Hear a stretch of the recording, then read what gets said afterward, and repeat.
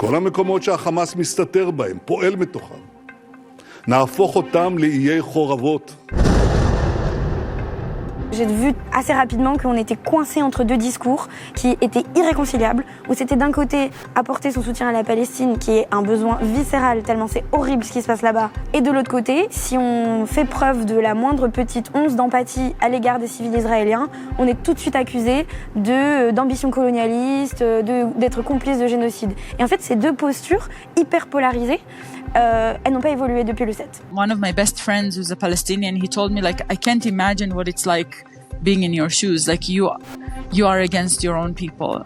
You are against what your own people, what your own government is doing. Hamas are new Nazis. Hamas are the new Nazis. Ce qui est en train de se produire à Gaza est une calamité sans nom pour nous aussi, pour nos juifs. Les actes d'antisémitisme que je reçois, elles viennent en fait de la communauté juive. Elles viennent beaucoup plus de la communauté juive que d'autres communautés. On massacre en Israël, il y a des foules avides de sang juif qui sont en train de se balader dans Paris et on soutient des islamistes qui sont à l'inverse, soutenus par l'extrême gauche, déchaînée à l'Assemblée nationale. Les seuls juifs qu'on voit parler au nom des juifs à la télé, c'est des juifs de droite et des juifs qui soutiennent le gouvernement. Et donc nous, les juifs de gauche, personne ne sait qu'on existe. Comme beaucoup d'Israéliens disent, ils ont perdu l'empathie. Il n'y a plus d'empathie. Donc, je ne suis pas sûre que j'ai envie de vivre dans une société qui a plus d'empathie. Je me définis comme d'origine juive parce que non pratiquante et que c'est un héritage qui me vient du côté paternel de ma famille, mais que c'est quand même une part importante de mon identité parce que j'ai un nom de famille très juif et c'est plein de problématiques et une culture dans laquelle je me reconnais quand même pas mal. I grew up in a kind of a unique community between Jerusalem and Tel Aviv. It's the only community where Palestinians and Israelis live together by choice. It's called the Oasis of Peace. Moi, je me définis comme juif, du point de vue, je dirais, culturel.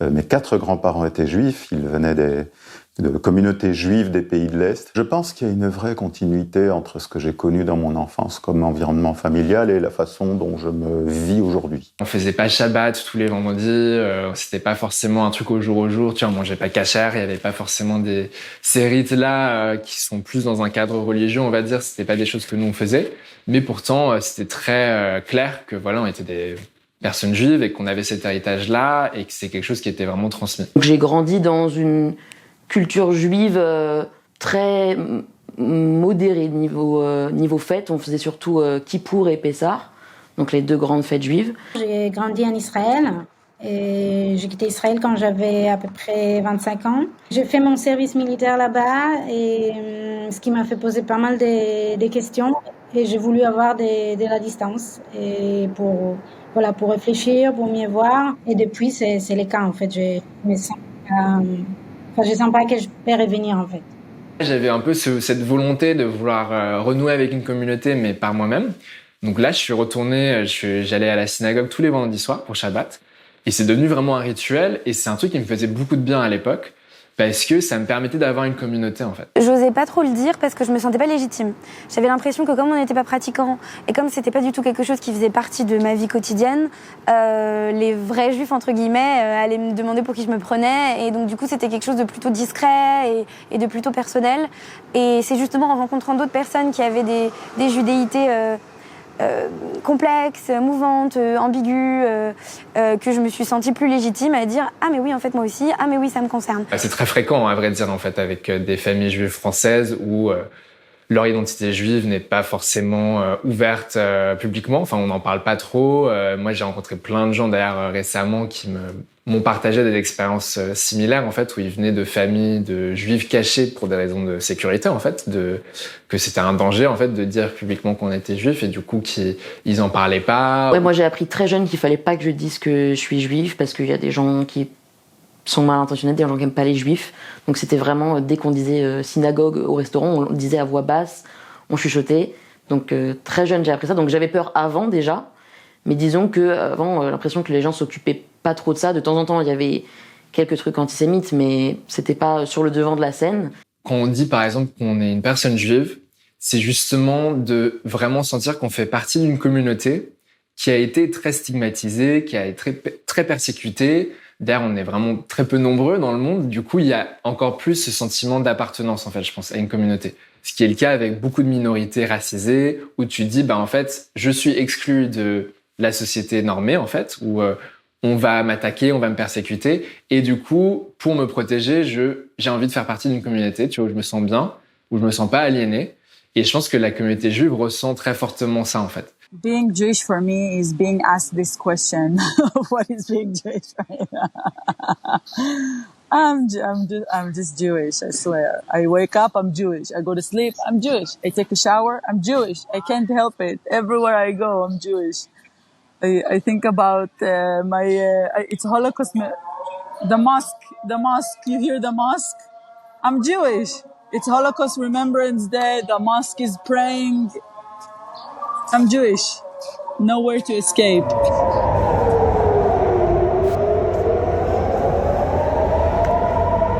Le 7 octobre m'a trouvé chez mes grands-parents à Jérusalem à 8h du mat.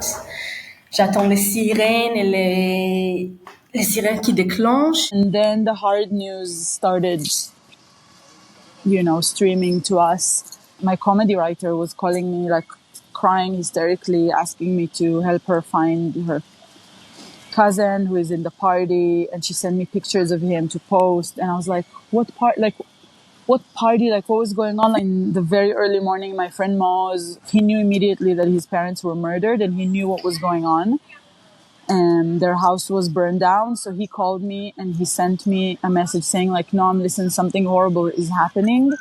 And then a friend of mine who is a film director, her nephew is in the party, so she wrote me also to try and help her locate this guy, her nephew. And then a few minutes later, we found out that he was dead, after a few hours, I don't really remember. Quand j'ai appris que ce qui se passait, il y a eu un niveau d'angoisse énorme, en fait. Et j'ai pas du tout dormi de la soirée. J'ai de la famille en Israël, j'ai des cousins là-bas, donc évidemment il y a un souci de sécurité aussi par rapport à ça. Mais il y avait aussi en fait là, à nouveau à l'avant, tout ce passé colonial qui revenait sur le devant de la scène, et aussi sur un désaccord profond sur les raisons ou les motivations du 7 octobre, en fait, des attaques du 7 octobre. J'ai rentré dans le lit la nuit, je me suis dit peut-être demain c'est fini, peut-être c'est nuit, c'est la première fois, je me suis dit peut-être appeler mes amis à l'étranger, dire au revoir. J'ai compris que la réponse pour l'attaque va complètement changer la réalité. Ce n'est pas une pensée rationnelle, mais un désir de revanche qui va déterminer la politique des mois à venir. J'ai vu assez rapidement qu'on était coincé entre deux discours qui étaient irréconciliables, où c'était d'un côté apporter son soutien à la Palestine, qui est un besoin viscéral, tellement c'est horrible ce qui se passe là-bas, et de l'autre côté, si on fait preuve de la moindre petite once d'empathie à l'égard des civils israéliens, on est tout de suite accusé d'ambition colonialiste, d'être complice de génocide. Et en fait, ces deux postures hyper polarisées, elles n'ont pas évolué depuis le 7, malheureusement. Elles se sont même encore plus enracinées. J'ai quelques amis qui partageaient sur Instagram des posts qui parlaient de résistance et qui disaient même qu'il fallait que les Juifs y retournent de là où ils viennent. J'ai perdu des amis à cause de ça, parce que je comprends en fait qu'on puisse parler de résistance. Après, je trouve qu'il faut regarder ce qui se passe. Je pense que c'est vraiment le lendemain, le 8 octobre, que j'ai commencé à vraiment comprendre ce qui s'était produit. Et tous les questionnements que ça a occasionné, que va-t-il se passer maintenant ? Qu'est-ce que ça signifie pour moi ? Je crois que ça a été la première des questions. Qu'est-ce que ça signifie pour moi ? Les événements du 7 octobre marquent effectivement une pierre blanche dans l'histoire d'Israël, en fait, parce que c'est un massacre d'une ampleur jamais vue. Dire que la politique israélienne n'a rien à voir avec ce phénomène-là, avec ce qui s'est passé le 7 octobre, je ne suis pas d'accord. Je pense qu'à cet égard-là, les gouvernements israéliens successifs ont une lourde responsabilité au sens où ils ont fait preuve d'un aveuglement incroyable. C'est comme ça que je perçois les choses. On entend Gaza partout, mais en fait, très peu de gens connaissent vraiment tout l'enchaînement des choses et ce qui s'est passé sur cette toute petite bande qui symbolise et qui centralise tellement de choses depuis des milliers d'années. Et le discours est devenu complètement afro est dégueulasse. Tout de suite, on a parlé de génocide, d'élimination totale de la population, de la fait qu'il n'y a pas de innocente, qu'il faut tuer même les enfants. Et t'entends ça partout. Et même mes amis proches qui considèrent encore une fois comme gauche-centre, ok, t'attends pas les mots comme il faut les éliminer, mais quand tu parles de la fête qu'il y a 15 000 enfants morts, ils disent, mais qu'est-ce que tu proposes? Qu'est-ce qu'on peut faire? Après le 7 octobre, il y a eu un vrai clash, en fait, où moi, je me suis disputé avec mon rabbin, du coup, qui avait été une grande figure importante pour moi. Il y avait vraiment cette nécessité en tant que communauté juive en France, qu'on devait soutenir forcément Israël. Et du coup, moi, j'ai répondu à mon rabbin en lui disant, mais est-ce qu'on pourrait aussi considérer les vies palestiniennes qui sont en train de mourir avec la riposte israélienne? Et en fait, j'ai voulu recontextualiser aussi l'histoire coloniale. Donc là, à cette époque-là, il a clairement dit que je faisais l'apologie du terrorisme, que c'était insoutenable de recontextualiser l'histoire coloniale par rapport à ce qui a été fait durant le 7 octobre. Et en gros, très clairement, je me suis senti rejeté de mon rabbin. Because I speak up very often for Palestine and for Palestinians, a lot of people who are really mad at me for that, they immediately sent me the most horrible videos. Look at this, look at what they're doing, there is the beheading, there is this, all kinds of propaganda and lies, because very horrible things were happening in reality, but people's racism and hate was off the charts, and they were just circulating around, and I didn't know what to do. I didn't know what to do because I knew that Israel is going to respond very harshly, and people in Gaza have nowhere to go. And on the other hand, I'm helping my friends locate their loved ones and everything. And then I received a message in the evening telling me that I'm a disgrace to the Jewish people and I'm a traitor. Des insultes ou des critiques par des gens de la communauté juive. Et de l'autre côté, aussi des personnes pro-palestiniennes. En fait, c'est dommage parce qu'au final, c'est même pas sur les fonds et qu'on peut peut-être, moi, apprendre quelque chose d'eux, j'en suis sûre, et apprendre quelque chose de moi. Mais c'est juste, en fait, d'imposer leur position, de faire le maximum de bruit. Mais aujourd'hui, si je mets un drapeau palestinien ou une certaine phrase, même pour la paix, sur mon balcon, il y a une grande chance que je vais être toquée par la police. La police va me visiter. Donc, on est dans ce stade-là. On n'a jamais cru qu'on va arriver à ce stade-là, mais à mon avis, on est là. Donc, ça m'inquiète beaucoup. La position, du coup, que j'ai essayé de maintenir et de défendre a énervé beaucoup de monde et j'ai reçu beaucoup de menaces. C'est un cyberharcèlement qui est quotidien depuis octobre. C'est des messages, des menaces de mort. C'est des gens qui m'envoient des vidéos très très très très violentes, qui m'accusent d'être responsable des massacres, des deux côtés d'ailleurs, qui m'accusent d'être lâche. On m'envoyait des vidéos du 7 octobre. On m'envoyait des piles de gens, des femmes violées au sol en me disant « regarde ce que tu cautionnes ». Enfin, j'ai peur que certains milieux dans lesquels je me sentais bien et légitime et à l'aise me deviennent soudain très hostiles à cause de cette parole que j'ai prise. Il est clair que les dissensions sont en train d'éclater au grand jour. On sent que maintenant, il y a quand même un travail, il y a une contraction en quelque sorte des muscles de la communauté qui sont en train de se déchirer en quelque sorte. Ce qui me dérange en fait là en ce moment, c'est que les actes d'antisémitisme que je reçois, elles viennent en fait de la communauté juive. Elles viennent beaucoup plus de la communauté juive que d'autres communautés. Et c'est ça qui me désole en fait parce que c'est beaucoup de personnes juives du coup sionistes qui disent que déjà de base je suis pas juif, donc qui pour moi, je veux dire, on ne dit pas ça, tu vois, genre c'est pas, en fait vous me connaissez pas et genre c'est pas à vous de me dire qui je suis en fait. Donc moi quand j'ai commencé à voir ça, je me suis dit waouh, là il y a vraiment un truc qui se passe qui est chaud quoi. Et ça pour le coup personne m'avait envoyé des trucs comme ça avant le 7 octobre, ça c'est sûr. C'est juste parce que publiquement sur Insta je pose des choses que les gens du coup ils me trouvent mon compte, qu'ils m'envoient des harcèlements sur DM et qui me font du coup du profilage mais hyper racistes et qui pour moi sont hyper antisémites en fait. You know, one of my best friends who's a Palestinian, he told me I can't imagine what it's like being in your shoes. You you are against your own people. You are against what your own people, what your own government is doing. And it's true, it's hard, but I think that when you believe in something that is so fundamentally basic human, I don't see another way to function right now. Pour moi, c'est le plus grand problème ici, qu'on commence à être plus en plus fasciste, malheureusement. Il y a de vraies conséquences si vous exprimez librement. Je connais beaucoup de gens qui s'expriment sans donner leur vrai nom au ex, et parce qu'ils ont vraiment peur, parce que tout de suite leur nom va être dévoilé, et voilà, il y a vraiment une peur de se faire attaquer par l'extrême droite ici. Les seuls juifs qu'on voit parler au nom des juifs à la télé, c'est des juifs de droite et des juifs qui soutiennent le gouvernement. Et donc nous, les juifs de gauche, personne ne sait qu'on existe. Et personne ne nous donne la parole, à part dans des médias surspécialisés sur les réseaux sociaux, quoi. J'étais tellement désespéré du fait que la part de ma communauté en France avait des propos extrêmement racistes, qui soutenaient un système de colonisation, d'apartheid et tout. Je me disais, mais attends, mais là, même pour nous, pour la communauté, il va y avoir des amalgames qui vont être faits, qui vont être terribles, en fait.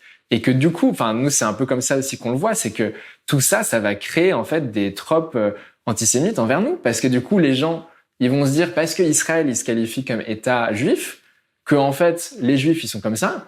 Tu vois, il y aura des amalgames qui vont être faits qui, pour nous, vont nous mettre en danger, en fait. Quand on voit les gens qui disent « Ah, l'antisémitisme, c'est une honte », je pense à Marine Le Pen, bien évidemment, qui est chef d'un parti cofondé par des collabos et des nazis. C'est quand même vraiment hallucinant, vraiment dégueulasse, tellement c'est hypocrite.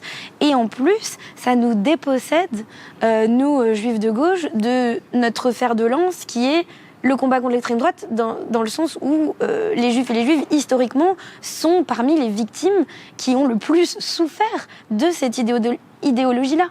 Et donc, le fait de faire semblant d'être nos alliés, ça coupe l'herbe sous le pied d'une mobilisation qui est censée être la nôtre et sur laquelle on est censé être les plus pertinents, en fait. L'étendard de la lutte contre l'antisémitisme est brandi par la droite et par l'extrême droite. Moi, on croit rêver, quoi. Moi, je trouve ça stupéfiant. Ce sont les héritiers de la collaboration et l'aide des tortionnaires de la guerre d'Algérie qui expliquent que ce sont les protecteurs des Juifs. Moi, ça m'ulcère.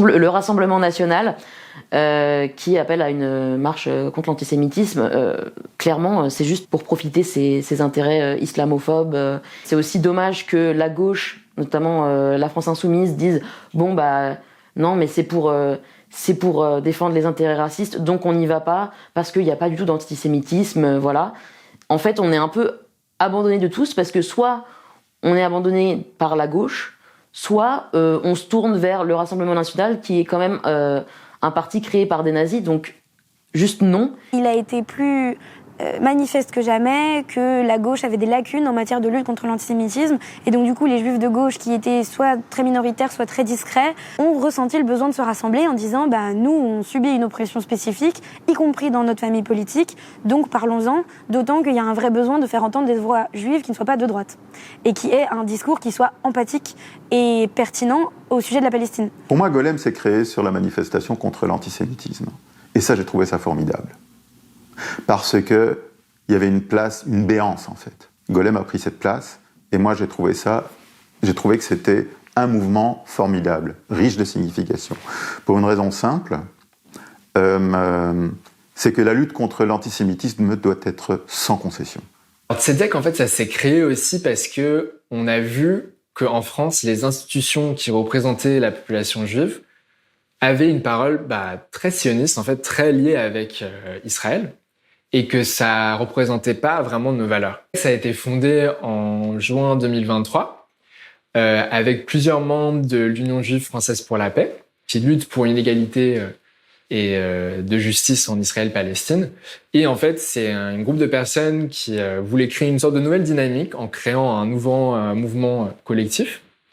Et tzedek, ça veut dire justice en hébreu. Donc il y a toute une approche de justice dans notre pratique militante et de communauté. Du coup, nous, on lutte contre toute forme de racisme en France, mais aussi, du coup, en Israël-Palestine, donc notamment en dénonçant le régime d'apartheid et des divisions, en voulant avoir une société plus égalitaire. Moi, en tant que personne juive française, qui n'a pas de lien avec Israël, j'ai envie de pouvoir être juif en France sans devoir m'échapper pour être en sécurité en Israël, tu vois. Donc c'est pour ça qu'on a une vision aussi antiraciste de la société, dans le sens où on veut que tout le monde puisse vivre librement en France ou n'importe quel autre pays où ils habitent, tu vois, sans être stigmatisé ou sans qu'on soit persécuté d'un point de vue antisémite, hein, et qu'on puisse vivre pleinement en société sans devoir faire alliance à un État qui est militaire, colonial. Israël, pour moi, c'est une idée magnifique qui a donné lieu dans sa réalisation à des choses cauchemardesques. Et du coup, ça me rend très triste. Parce que j'ai grandi dans l'idée que c'était une terre d'asile pour les Juifs et les Juives qui avaient été persécutés à peu près tout le temps dans l'histoire, à peu près partout. Et en fait, quand on s'intéresse à la réalité de la colonisation et à ce que ça implique d'avoir ce territoire d'asile et de comment est-ce qu'il a été créé et de ce qu'il faut pour le maintenir, eh ben, il y a une forme de désillusion qui se crée aussi. We need to form a constitution, basically, which we don't have now. So I think for me, Zionism, I understand its objective when Jewish people were in danger, the reason for Zionism, why we were in Europe, when antisemitism was prevailing in each country. But I think the base of it, its core, will never work here in Israel, unfortunately. In its form today, which is based again on an ethnic nationalistic state. Pour moi, le rêve du sionisme, c'est un État dans lequel les Juifs sont des citoyens à part entière, disposant des libertés fondamentales et cultivent avant tout l'entente entre, la tolérance mutuelle, le respect des autres et de soi-même. Moi, c'est comme ça que je vois les choses. Et qu'à ce titre-là, ce qui est en train de se produire à Gaza est une calamité sans nom pour nous aussi, pour nos Juifs. J'ai même envie de dire que je crois qu'il y a un mal irréparable qui est déjà fait à l'heure actuelle. Je pense qu'on ne nous le pardonnera pas pendant les dizaines d'années à venir. We can have all the discussions you want about Zionism, about anti-Zionism, about if you criticize Israel, if you criticize Zionism, what makes you an anti-Semite. All of these discussions, I promise you, I will have with you after there is a ceasefire and after we can save the millions of starved children in Gaza, the millions of the people who have lost their homes, the hostages, the people who are also evacuated from their homes here in the south and in the north of Israel. We need to bring people back home. We need to start restoring. We need to save lives. Est-ce qu'on peut vraiment continuer à vivre dans une société qui était d'accord de commettre les crimes comme ça? Moi, ça devient plus en plus difficile pour moi de marcher dans la rue, comme j'ai déjà dit, et comme beaucoup d'Israéliens disent, et ils ont perdu l'empathie. Il n'y a plus d'empathie. Donc, je suis pas sûre que j'ai envie de vivre dans une société qui a plus d'empathie. Et ça me fait peur. We are surrounded by trauma. The trauma is ongoing. We are witnessing on our phones, the suffering and the mass killing and the war on the Palestinian people, this collective punishment, the starvation, the bombardment, the thousands of kids. It's being live streamed to us, like death of thousands of kids and starvation. And on the other hand, we are here kind of like hostages of a government that doesn't want to bring back the hostages as well. And our pain is completely separated by very, very separate narratives. Je crois que cet aveuglement est dû également à du mépris pour les Palestiniens. Non seulement de sa part à lui, mais de la part de tout son gouvernement. Et peut-être, je ne sais pas ce qu'il en est parce que je ne vis pas en Israël, une part un peu trop importante de la population. C'est que maintenant nous en sommes, je crois, à 35 000 morts du côté palestinien, la majorité des femmes étant des femmes et des enfants. C'est pas admissible non plus. C'est une catastrophe intégrale. Et pour moi, la première question qui se pose, au-delà de toutes les discussions politiques, c'est comment arrête-t-on ce massacre ? Je n'ai pas d'autres questions à poser. Et ce qui me met très en colère, c'est ce sentiment d'impuissance en ce qui me concerne. We have to keep our eyes on the target. And what we have to do right now is to make sure that people know that the Israeli government is a big, big threat to Palestinians and to Israeli Jews. Like, if you care about Jews or if you care about Palestinians, I think the number one role is to voice criticism, to protest against the war, to put pressure on everyone to bring an immediate ceasefire. Le fait qu'Israël soit en train de rayer Gaza de la carte c'est quelque chose qui va faire reculer les processus de paix de décennies. Et ça, par contre, malheureusement, je n'arrive pas à entrevoir de choses positives sur cette situation là-bas. Ici, pour l'avenir politique de la gauche, des juifs à gauche, on va voir.